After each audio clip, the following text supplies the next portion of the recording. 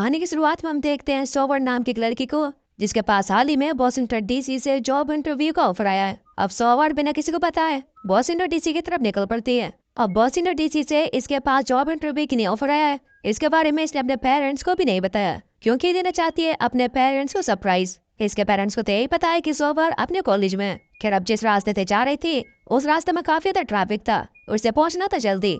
और बस इसी जल्दबाजी के चक्कर में वाईवे से उतर कर एक दूसरा रोड लेती है। जिस रास्ते पे चल रही है वो रास्ता पूरी तरीके से जंगल से कवर है। अब ये जीपीएस के सहारे आगे बढ़ रही थी, लेकिन वो ले जाता है इसे डेड एंड तक। अब जीपीएस का रास्ता तो गलत हो गया, तो वो जीपीएस की ना सुनते हुए खुद ही अपने अंदाजे से आगे बढ़ने लगती है। खैर, अब इसके बाद चलते चलते वो पहुंच जाती है रेस्टोरेंट तक, जहाँ पर सिर्फ एक ही घर था और उस घर के बाहर दो भाई एक डेड बॉडी को दफना रहे थे, यानी कि गलत टाइम पर गलत जगह पर पहुंच गई है। खैर, अब वो जैसे तैसे उस जगह से निकल कर आगे बढ़ती है और वो वहाँ पर पहुंचकर अपना मैप चेक करने लगी। लेकिन अब तभी वो दोनों भाई उसके पास आते हैं। उन दोनों को ऐसा लग रहा था कि सौर ने उन दोनों को देख लिया डेड बॉडी को दफनाते हुए। इन दोनों भाइयों का नाम है बग और ओलिस्टर। अब ये दोनों भाई सौर से कहते हैं कि तुम खो गई हो क्या, चलो हम तुम्हारी मदद करते हैं। लेकिन सौर उनसे साफ साफ मना कर देती है। तब वो दोनों भाई उतर आते हैं जबरदस्ती पर। अब ओलिस्टर की नाक तोड़कर बग को स्टैप कर वहां से भाग रही थी कि तभी बग भी उसके पैर पर स्टैप कर देता है। लेकिन फिर भी वो किसी तरीके से उन दोनों से पीछा छुड़ाकर जंगल की तरफ भाग जाती है। लेकिन मुझे नहीं लगता कि जंगल की साइड भाग कर ही बची पाएगी, क्योंकि दोनों भाई जंगल में ही रहते हैं और जंगल का हर एक कोने के बारे में इन्हें अच्छी अच्छी तरीके से पता है। और बस इसीलिए सौर का बच पाना मुश्किल है। अब वो दोनों काफी देर तक तो उसका पीछा करते हैं, लेकिन अब ज्यादा रात हो जाती है तो वो दोनों वापिस से लौट गए थे। अब सौर की हालत इंजर्ड है, लेकिन फिर भी जैसे तैसा कर ये पूरी रात उस जंगल में ही बिताती है। खैर, अब इसके बाद हम देखते हैं भागे सैरिफ को, जिसे रोड पर खड़ी एक गाड़ी की रिपोर्ट मिली है। अब इसके बाद वो उस कार को चेक करने के लिए जाता है और बुखार है सौर के। सैरिफ को वहाँ पर मिलता है खून, इसलिए वो उन दोनों भाइयों से पूछने के लिए जाता है, लेकिन उसके हाथ वहाँ पर कुछ भी नहीं लगता। खैर, इधर दूसरी तरफ सौर खुले में ही सो रही थी, लेकिन तभी अचानक से जाग जाती है, क्योंकि एक हेलीकॉप्टर वहाँ से गुजर रहा था। वो उसका ध्यान खींचने की कोशिश करती है, इसी चक्कर में उसके एक हाथ के नाखून उखड़ जाते हैं। अब इतनी ज्यादा कोशिश करने का भी उसका कोई भी फायदा नहीं होता, क्योंकि यहाँ पर उसे देखना बहुत ही ज्यादा मुश्किल है। लेकिन अब भी उसे उम्मीद है कि वो बच जाएगी, क्योंकि कोई ना कोई तो उसकी कार को देख ही लेगा। अब वो एक जगह पर भी नहीं रुक सकती और ना ही वो ठीक से चल पा रही है, क्योंकि उसके पाँव में हो रहा है इन्फेक्शन। उसकी एनर्जी भी धीरे धीरे खत्म होती चली आ रही है, क्योंकि उसने कल से कुछ भी नहीं खाया है। अब कार के ऊपर ही इसकी सारी उम्मीदें टिकी हुई हैं कि कोई ना कोई इसकी कार को देख ले और इसकी मदद करने के लिए जंगल में आ जाए। लेकिन थोड़ी देर बाद इसकी ये उम्मीद भी टूट जाती है। वो दोनों भाई उस कार को वहीं पर लाकर फेंक देते हैं और सौर भी बिल्कुल वहीं पर थी। अब इन दोनों भाइयों को देखकर ऐसा लग रहा है कि ऐसे तो नहीं रुकने वाले, ये जरूर सौर का शिकार करेंगे। इधर सौर की आखिरी उम्मीद भी टूट गई। अब कोई चांस ही नहीं है कि कोई उसे जंगल में ढूंढने आएगा। लेकिन अब तभी उसे एक और नई उम्मीद दिखती है, जो था उसका फोन। उसका फोन अभी भी चल रहा था और उसके फोन में उसकी मोम के कई सारी मिस कॉल थी। अब वो पुलिस को कॉल करने का ट्राई करती है, लेकिन उस एरिया में सिग्नल नहीं होते। अब बहुत देर तक भटकने के बाद भी जब उसे सिग्नल नहीं मिलता तो वह थक हार कर अपनी मोम के लिए एक मैसेज रिकॉर्ड करती है, लेकिन अनफॉर्चुनेटली उसी वक्त उसका मोबाइल भी डेड हो जाता है। अब उसकी ये उम्मीद भी चली गई है। अब ये जंगल में बुरी तरीके से फंस चुकी है। वो किसी तरीके से हिम्मत दिखाकर आगे बढ़ रही थी, लेकिन अब उसकी बॉडी में इतनी ज्यादा ताकत नहीं है, वो वहीं पर बेहोश हो जाती है। अब तभी थोड़ी देर बाद वहाँ पर आता है एक आदमी, जिसका चेहरा वो ठीक से नहीं देख पाते। खैर, अब इसके बाद जब उसे होश आता है तो वो खुद का ट्रेलर में पाती है और उसके घावों पर भी दवाई लगा दी गई थी। उसे कुछ भी समझ में नहीं आ रहा था। वो अपने आसपास चेक कर रही थी, तभी अचानक से उसे मिलता है वही आदमी जो कि उसे यहाँ पर लेकर आया था। उसका नाम है लोवल। सौर उससे बुरी तरीके से डर गई थी। वो उसके मुंह पर एक केमिकल को फेंकती है, जिससे कि उसकी स्किन जलने लगती है। वो वहाँ से भागने की कोशिश कर रही थी, लेकिन इतनी ज्यादा ताकत उसके अंदर है नहीं कि वो यहाँ से भाग सके, क्योंकि उसने अभी भी कुछ खाया ही नहीं है। अब लोवल तो खुद ही अपने इलाज कर लेता है, लेकिन इसे तय करके क्या पाना मुश्किल है कि कौन सी साइड है। ये अच्छी साइड भी हो सकता है, बुरी साइड भी।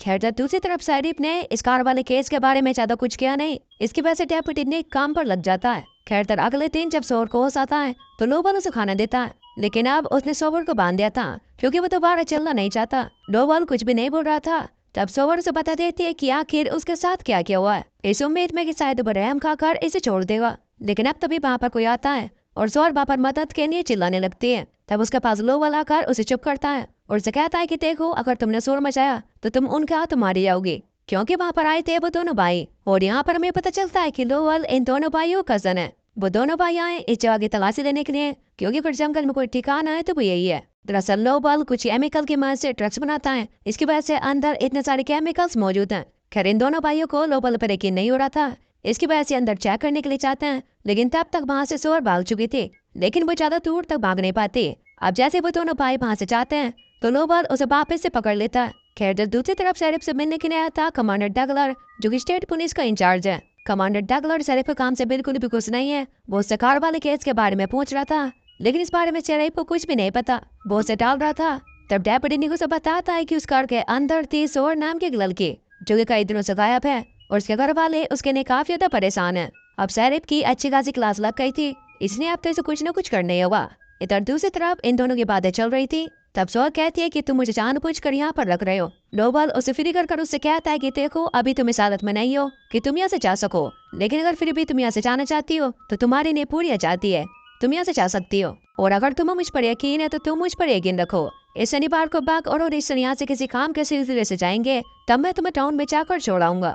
अब आगे तुम्हारी मर्जी है। अब जाने को तो वहाँ से जा सकती थी, लेकिन अब उस लोबल पर ट्रस्ट है। इधर दूसरी तरफ शेरिफ एक बार फिर से उन दोनों भाइयों से पूछताछ करने के लिए पहुंचता है। दोस्तों यहाँ पर होता है एक बड़ा खुलासा। हमें पता चलता है कि ये दोनों भाई शेरिफ के लिए ही काम करते हैं। स्टार्टिंग में जब ये दोनों भाई एक लाश को दफना रहे थे, उसे शेरिफ ने ही मारा था, और जिस शख्स को बेचे के जिसे लोबल बनाता है वो भी इसी का बिजनेस है। यानी ये पूरे का पूरा मसले की जड़ तो यही है। खैर तो दूसरी तरफ सोवर ने फैसला किया था कि वो लोबल के साथ ही रहेगी, लेकिन लोबल की बात है और काम थोड़ा अजीब है, इसलिए वहाँ पर सोवर एक फोक उड़ा देती है खुद को प्रोटेक्ट करने के लिए। यहाँ पर लोबल ने भी ये देख लिया था, लेकिन वो उसको कुछ भी नहीं कहता। अब उसे इस चीज से ये तो पता चल गया था कि सोवर उस पर ट्रस्ट नहीं करती। खैर अब थोड़ी देर बाद वो दोनों भाई आते हैं सप्लाई देने के लिए, तो वो जल्दी जल्दी इन्हें यहाँ से भगाता है। इतने में सोवर बाहर थी और कुछ इस तरीके से वो अपना काम भी कर रहा था और सोवर को सेव भी रख रहा था। इधर दूसरी तरफ शेरिफ उन दोनों भाइयों से बात कर रहा था। तब डेप्यूटी निक उसकी सारी बातें सुन लेता है। अब वो सब कुछ जान गया और अब वो कमांडर के पास जाकर उसके सारे राज खोल देगा। इसलिए शेरिफ उसे दिन दहाड़े मार देता है और इसकी बॉडी को ठिकाने लगाएंगे वो दोनों भाई। अब कमांडर जब वहाँ पर पहुँचता है तो वहाँ पर उसे निक नहीं मिलता। इसके बाद वो मिलता है शेरिफ से।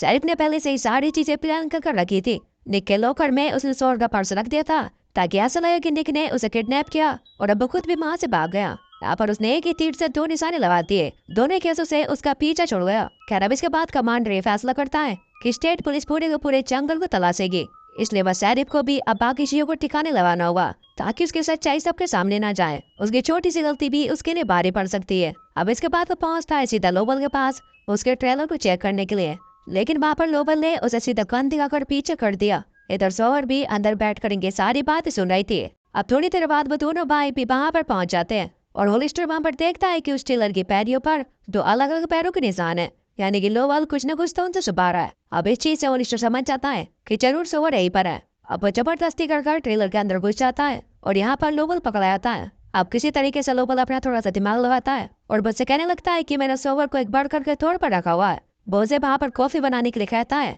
और सोवर भी उसकी बात को मान जाती है। वो गलती से एक केमिकल को माइक्रोवेव में रख देती है, जिससे कि वहाँ पर एक बहुत ही बड़ा ब्लास्ट हो जाता है।